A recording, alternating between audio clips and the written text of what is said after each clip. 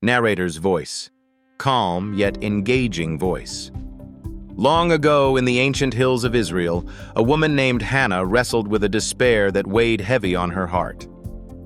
Her story of faith, persistence, and answered prayer is one of the most moving tales in the Bible. Imagine this. It was a time when families gathered at Shiloh every year to worship and offer sacrifices to God at the tabernacle. Hannah was married to a man named Elkanah. Elkanah was kind and caring, but her heart was broken because she yearned for something more, a child to call her own. But year after year, Hannah remained barren. To make matters more painful, Elkanah had another wife named Peninnah. And Peninnah? Let's just say she wasn't exactly kind to Hannah. Peninnah taunted her endlessly, reminding her that she couldn't bear children, rubbing salt in her wounds. Her cruel words echoed in Hannah's ears like daggers. Picture this. Hannah sitting quietly, tears streaming down her face as Peninnah cast her sharp glares and biting remarks. While others feasted and celebrated during their yearly visits to Shiloh, Hannah's joy was always overshadowed by sadness and shame. But Elkanah loved Hannah deeply. Every time they journeyed to Shiloh to offer their sacrifices, he gave Hannah a double portion of the offering as a sign of his affection. He would gently ask her, "Hannah, why are you weeping? Why don't you eat? Why are you downhearted? Don't I mean more to you than 10 sons?" Although Elkanah's words revealed his love, they couldn't soothe Hannah's hurt. Her longing was a yearning that no sympathy or material gift could fulfill. She wanted a child. No amount of double portions or comforting words could lessen her sorrow. Then, one year, during their annual trip to Shiloh, Hannah decided to pour out her heart in prayer. She entered the tabernacle and knelt before God. With trembling hands and a voice choked with emotion, she prayed. Her lips moved silently, her words too deep and raw for anyone else to hear. "Lord Almighty," she cried in her heart, "if you will only look on your servant's misery and remember me, and not forget your servant but give her a son, then I will give him to the Lord for all the days of his life, and no razor will ever be used on his head." The weight of her emotions attracted the attention of Eli, the high priest. He watched her from a distance and noticed that her lips were moving, but no sound was coming out.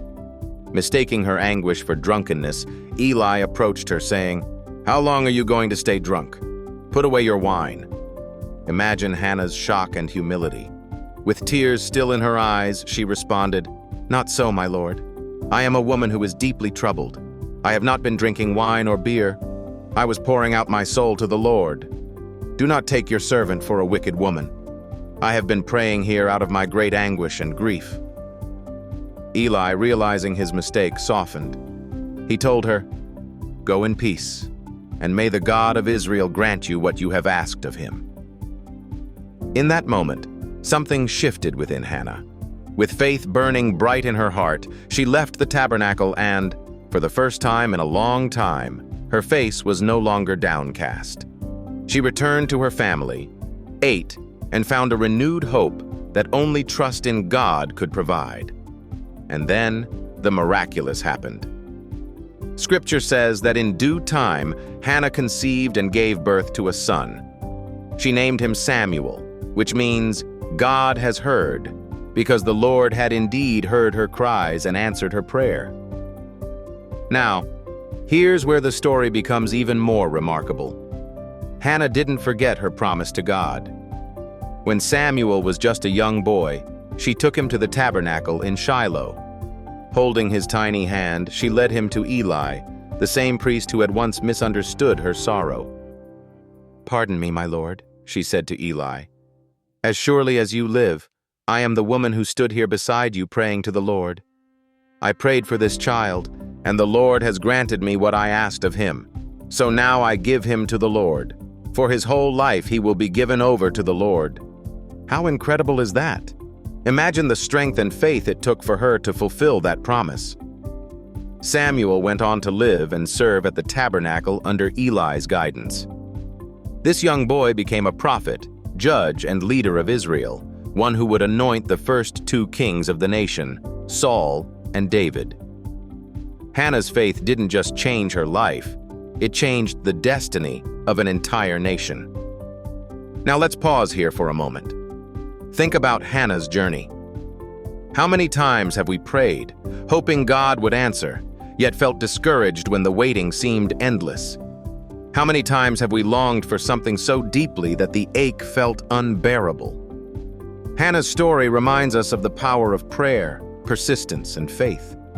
Even in her darkest moments, when Peninnah's taunts cut deep and her hope seemed all but gone, she turned to God with her raw, unfiltered emotions. She poured out her heart, trusting in His goodness. And God, in His perfect timing, not only answered her prayer, but exceeded her expectations.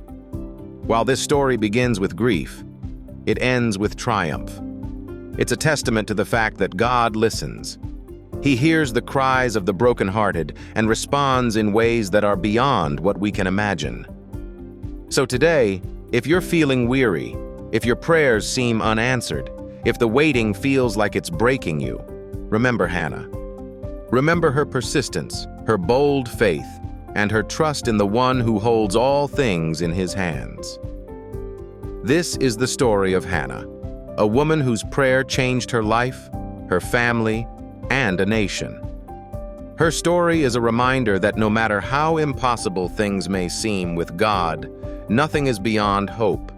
And that, my friends, is something to hold on to. Until next time, keep the faith. And remember, God hears you,